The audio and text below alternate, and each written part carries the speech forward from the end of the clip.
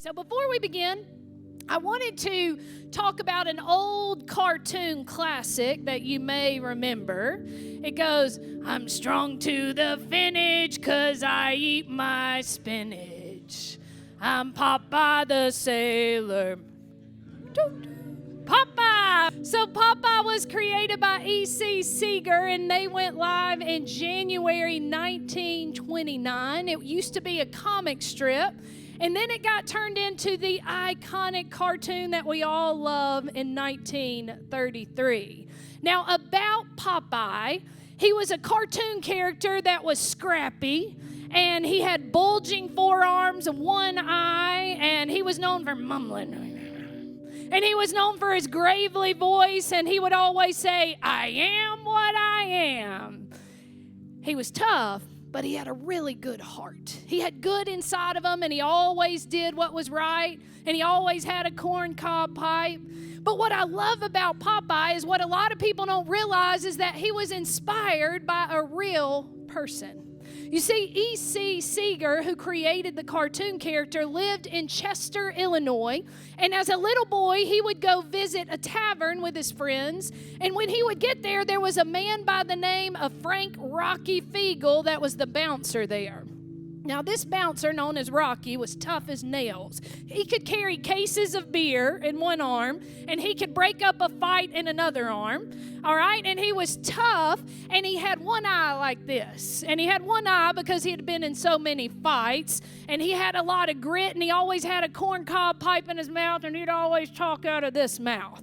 But what E.C. Seeger remembered is that all of them would sit down, and he would tell these exaggerated sea stories about being at the sea and facing the waves and the villains, and the stories always ended that good prevails. He was a local legend, and he inspired all these boys, and he loved them, until one day E.C. Seeger said, well, I'm going to take this character, Popeye, and turn him into it. I've got a picture of Rocky for you. Tell me what you see. It's Popeye, right? And so what he did is, as a boy, he listened to these stories that Rocky would tell, and Rocky would always follow this same pattern, and there would always be 4 steps in the story. So number 1, Popeye had to face a challenge. Everybody say a challenge. It was an adversity, an obstacle, a storm, a big wave, a villain, a bully. Who was Popeye's bully? Come on, that's right, I got a picture for you. Right now, he represented the giant in life, something that was bigger than ourselves. And you know, he didn't play nice. I mean, he didn't play fair. He was just mean. And he always tried to get Popeye's girl, which was Olive. By the way, Olive was real. She was the owner of the grocery store next to the tavern that Rocky was smitten for, okay? So there was always a problem. And then step number 2 is that Popeye felt overwhelmed. He got to this point that it's like, I can't.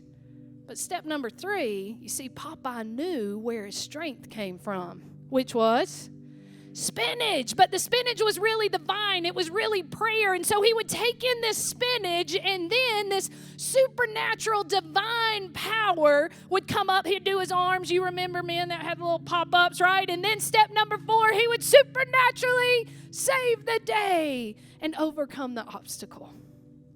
So what's the takeaway? Eat your spinach, church.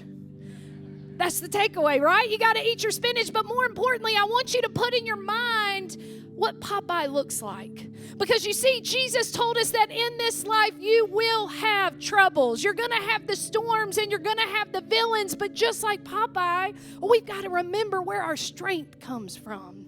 That when we tap into that prayer, then we tap into this supernatural power that can overcome any obstacle that we are facing. Because, church, you know that greater is He that lives in you than he that lives in this world, and that through Christ all things are possible, and she will not fail. Amen?